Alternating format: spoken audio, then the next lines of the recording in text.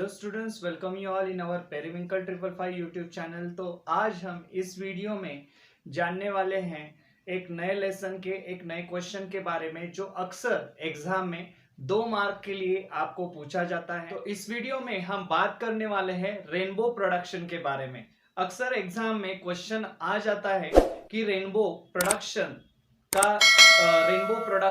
Right a note on के लिए question आ जाता है, आपको शॉर्ट नोट लिखने के लिए क्वेश्चन आता है, या फिर explain the concept of rainbow production.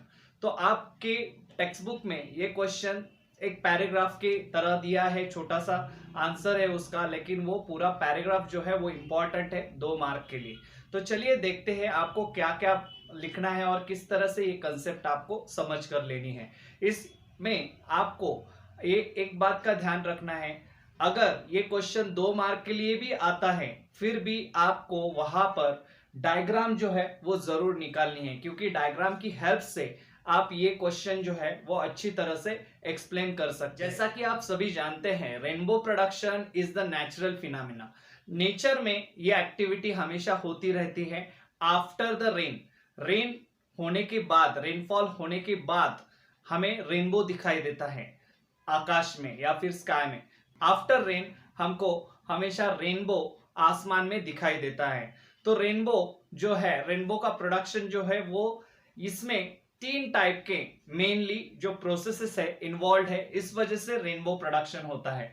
Rainbow किस तरह से होता है एक्चुअली, जैसे उन्होंने कहा है, it is the combined effect of the number of natural processes. ये सारी नेचर में प्रोसेस होती है, कोई आर्टिफिशियली हम ये प्रोसेस करते नहीं है।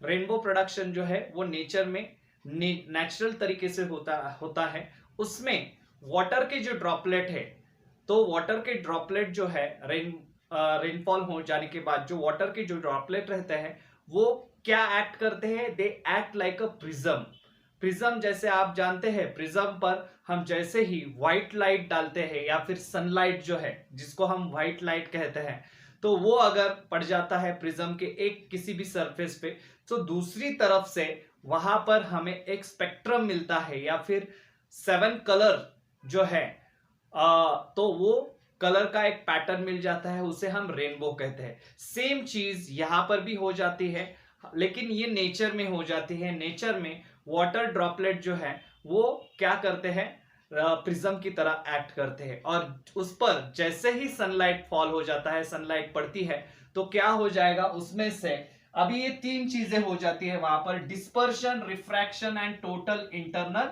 रिफ्लेक्शन। ये 3 चीजें हमें समझनी चाहिए। डिस्पर्शन, फर्स्ट ऑफ ऑल जैसे ही रेनबो प्रोडक्शन होता है, पहले डिस्पर्शन मतलब लाइट रे जो है वो इस वाटर ड्रॉपलेट के अंदर जैसे ही चली जाती है, यहां पर डायग्राम में देख सकते हैं आप, वाटर ड्रॉपलेट है, यहां पर ये वाटर ड्रॉपलेट है, उसके अंदर लाइट चली गई है, लाइट रे चली जाने के बाद क्या होता है, वहां पर डिस्पर्शन हो जाता है। Now what is mean by dispersion? Dispersion यानी कि वो लाइट जो है वो स्प्रेड हो जाती है, लाइट रेज जो है वो क्या हो जाते हैं, स्प्रेड हो जाते हैं। पहले एक ही लाइट थी, अभी यहां पर आपको अलग 2-2 कलर के लाइट दिखाई दे रहे हैं, मतलब वो लाइट रेज स्प्रेड हो जाती है। स्प्रेड हो जाने के बाद उस पर क्या हो जाता है, after that dispersion refraction process is there. Refraction उन्होंने कहा है, मतलब रिफ्रैक्शन भी हो जाता है और टोटल इंटरनल रिफ्लेक्शन। अभी यहां पर क्या हो जाता है, ये लाइट जो है यहां पर एंटर हो गई, एंटर होते वक्त आपको जैसे पता है ये है एयर मीडियम, बाहर का जो है सराउंडिंग का जो है वो क्या है, एयर मीडियम है, और ये इनसाइड जो है वाटर मीडियम है। सो लाइट जब एक मीडियम से दूसरे मीडियम में चली जाती है तो वो क्या हो जाएगी, ऑब्वियसली लाइट रे will bend towards the normal, उसे हम कहते हैं रिफ्रैक्शन। सो लाइट का क्या हो जाएगा, रिफ्रैक्शन हो जाएगा, मतलब लाइट क्या हो जाएगी, उसके अंदर वाटर ड्रॉपलेट के अंदर चली जाएगी।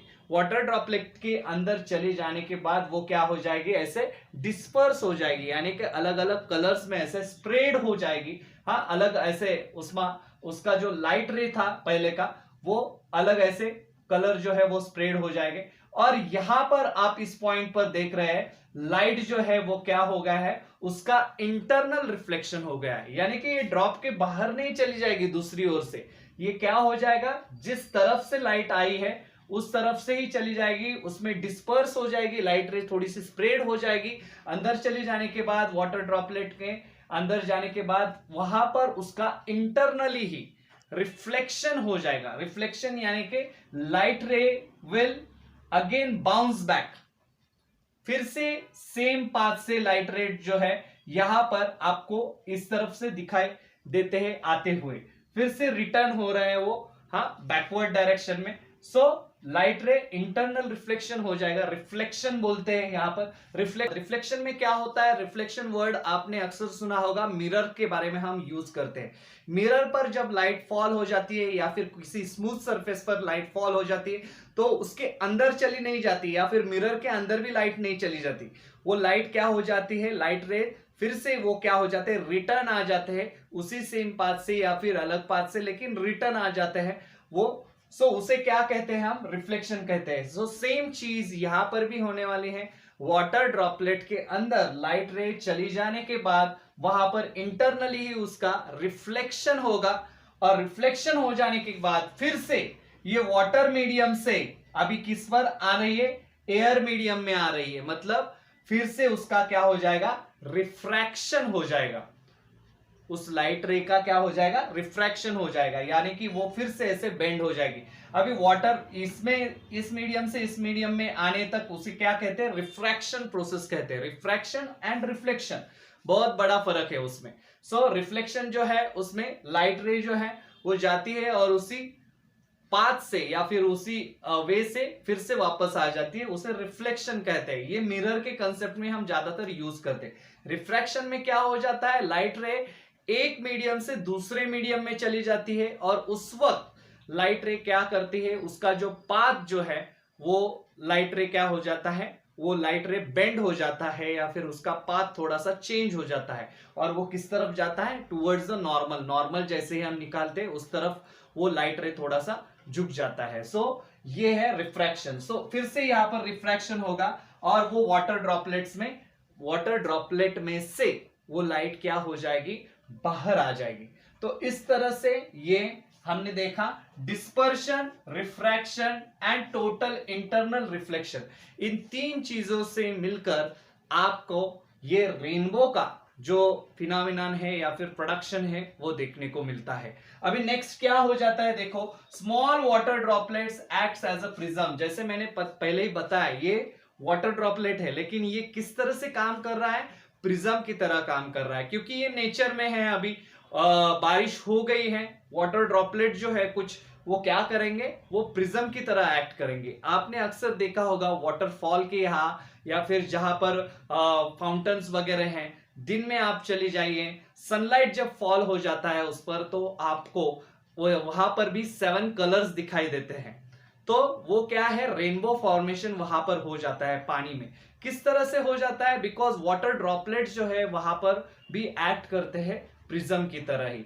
सो इस तरह से ही, उसी तरह से यहां पर भी वाटर के ड्रॉपलेट्स यहां पर एक्ट कर रहे हैं प्रिज्म की तरह।